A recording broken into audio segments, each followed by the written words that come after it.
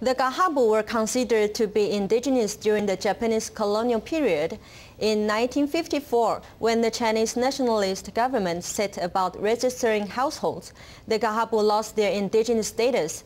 In 1999, the Kahabu started recording and preserving its traditional culture while seeking recognition from the government.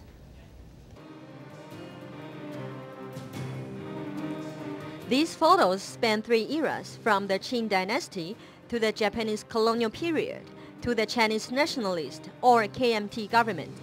Each, in its own way, portrays the Kahabu's 100-year history. Due to the cultural and political changes, the Kahabu have not been recognized as an indigenous group. Now they are fighting for their indigenous rights.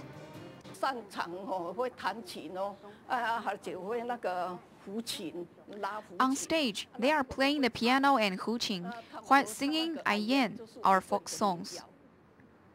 During the Qing dynasty and Japanese colonial period, the Kahabu from present-day 4 communities were frontier guards, preventing invasion from the north by the Adayat and Sadek.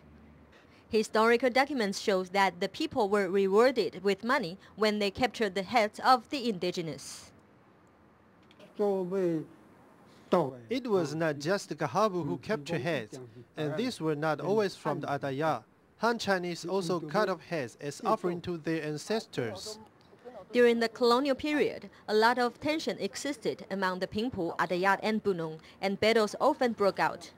Historical documents show that Han Chinese living in Puli feared the indigenous for their fierce natures.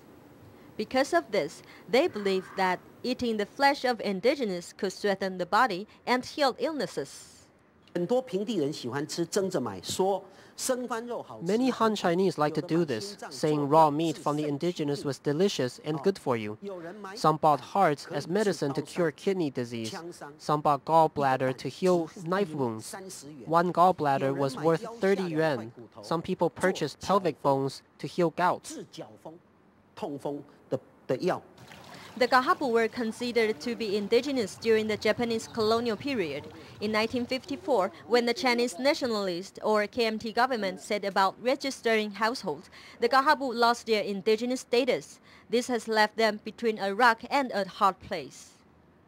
There may be many reasons for taking away our separate identity. We may never understand all the reasons, but our ancestors told us that we were Kahabu. So we will always be Kahabu. The most common family name around here is Pan. Everyone is Pan. In a matriarchal society, when you married, you become a Pan.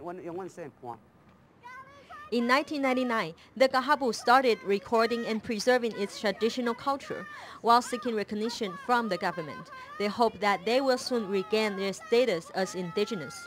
The journey has been tough, but the Kahabu are determined to leave their mark in Taiwan's history. TITV Weekly.